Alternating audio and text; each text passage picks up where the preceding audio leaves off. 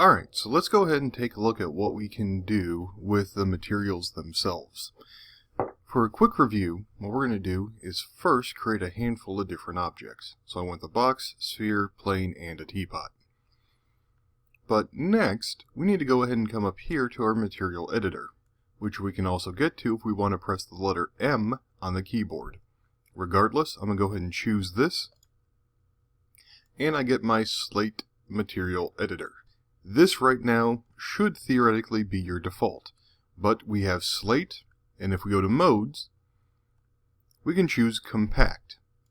Both of them are essentially the same thing, it just displays the information a little bit differently. So I'm going to swap it from compact and go back to slate, and I can go from slate to compact. Now, the materials we set up won't necessarily show up between them, so be aware if something goes missing when you're swapping, that's why. But I'm going to begin with the basic compact first. So with this, I'm going to do it the easy way. I'm going to take this first material and I'm going to just drop it on, let's go with the box. When we do, it's going to make it gray. Well, that's because we have a basic gray material and we haven't done anything with it. Well, if I click over here, you'll note that this one has these 4 little triangles on it, which means this material is assigned. Well, I'm going to choose this one again, just to go back to all of its settings.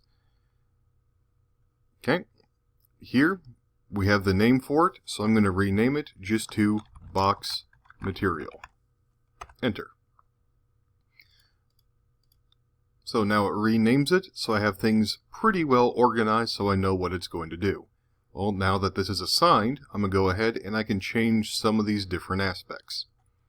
For now, if I hit my drop down, I see a handful of options. I'm going to leave it on blend for now, but be aware this is where we can easily change to a few different default template styles. Okay, we'll come back and take a look at what all of these can do later on, but some of them are going to be fairly obvious, some of them not so much. But here's where we're going to do some of the real choices with it. First off, I have these options for the colors. We see that some things are linked, but I'm going to go ahead and choose diffuse by clicking into this gray box.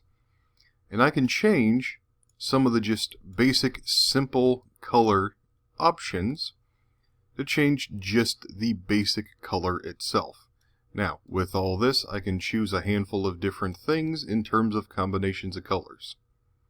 When I'm happy, I'll say OK. If I go ahead and come up here to choose a quick render, we'll see that all the objects have some generic colors assigned, but the one I just changed will change depending on the options I have in here.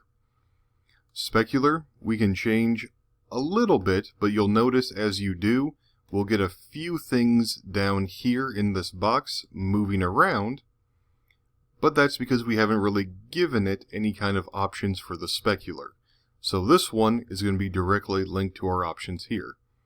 But with this, I can increase my level, and now, depending on the options I choose, which you'll note if I change color itself, nothing really happens. This is mostly going to be based on a black to white gradient. But depending on what I want to do, I can change it in here. And if you look at the sphere after we make some changes, it'll be more glowy. Well, essentially, if we had lights in the scene, this would let us change just how reflective, how much light we'd want to disperse, things like that. And we can base that on things like the glossiness, whether we want a nice and tight reflection heat light level mark, or if we want it to be spread out by lowering the glossiness to a more overall area. Okay, so that's a basic control for color, how shiny it is, and how we can apply it for the first way. I'm going to choose the next material, and this time I can do this instead. Now, with this material highlighted here, I can also choose a new object, so I'll go with the teapot and hit this little icon and assign it this way. So we can either drag and drop it onto the objects, or with an object selected, choose to assign it to what we have selected. And just as we did before, we can change colors. We can add light colors to it, which I'll go for kind of a just gentle purple. But I'm also going to increase the specular fairly heavily, almost to 100. And bring up my glossiness just to a nice little condensed point.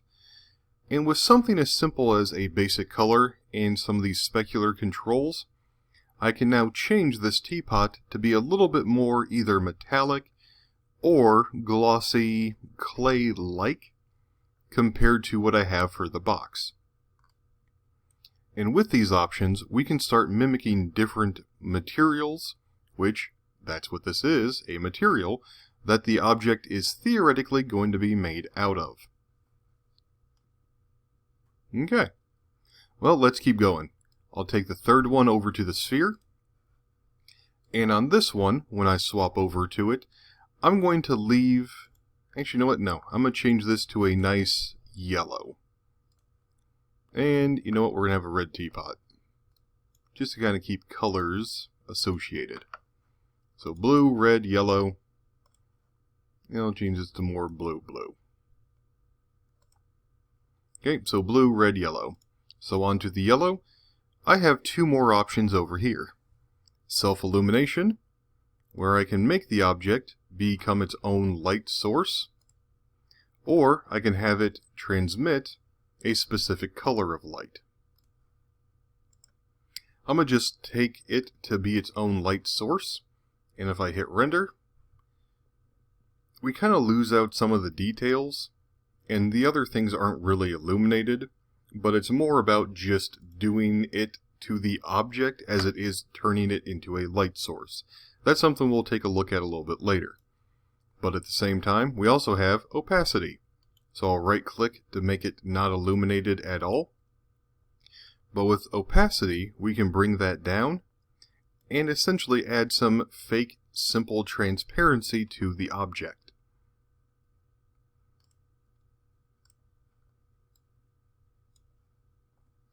By doing these combinations together, we can more or less simulate a light bulb that doesn't actually emit light, but it is something we can do and kind of fake with these objects, or with these options. Okay, lastly, I'm going to go ahead and take this last one here and drop it onto the plane. With this, let's go ahead and take a look at some of these other options. We're not going to do too many of them down here under maps, but we can see what we can do with them. Okay, right now we have these options. What I'm going to do is actually choose bump. I'm going to increase this to about a 90, and I'm going to choose no map. This is where I can get any number of new options, so I'm going to choose cellular for now. And it seems like not a whole lot really happened. Well, I'm going to go ahead and hit render, and we can see something drastic did happen. But why can't we see it in here? Well, that's because we have one more option up above that we kind of skipped over that we need to take a look at. We have this, Show Shaded Material in Viewport. So I'm going to choose it, and now I can see what it looks like. And I need to do this for each of them if I started adding some of these extras to them. But with this, now I can see what is actually going on. And in these new options, I can change things like tiling in different directions to choose how many times I want the pattern to be repeated. I can come down and change how I want the actual patterns to look, how big I want each of the little grain marks to be, and so on. And as I change things, it's going to drastically affect everything that's happening inside of this object. Now, to go back, what I need to do is come here to this that says Go to Parent, and by choosing that, I can go back up to a higher level and get back to other options. Okay, Well, we can take this and do a few more things. I'm going to go ahead and choose to activate displacement, because right now I have bump, and it's just really the colors. But I can now choose and drag this. It says map 1. I'm going to drag it down here and let go on displacement where it says no map. And I can choose to instance. Now we have instance, copy, and swap. Copy means it's just going to copy it from here to here. Instance means it's going to copy it, but what we change to one will change to the other. And that's what I want to do. And once again, it seems like nothing necessarily happened. But I'll go ahead and render again. And you can kind of tell, but I'll zoom in just a little bit to this. And we can tell that this is a pretty flat thing from this view. But now, with displacement and bump, I've actually given a little bit of physical change in terms of actually changing just how much is here. So I'm going to go ahead and bring down some of this and make it a little bit easier to see by changing my tiling and all this back to something more simplistic.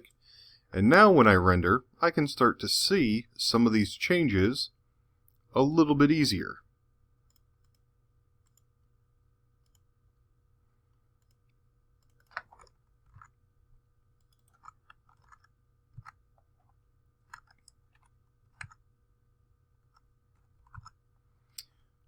And by going through and just changing things a little bit, we can start to see all of this take place.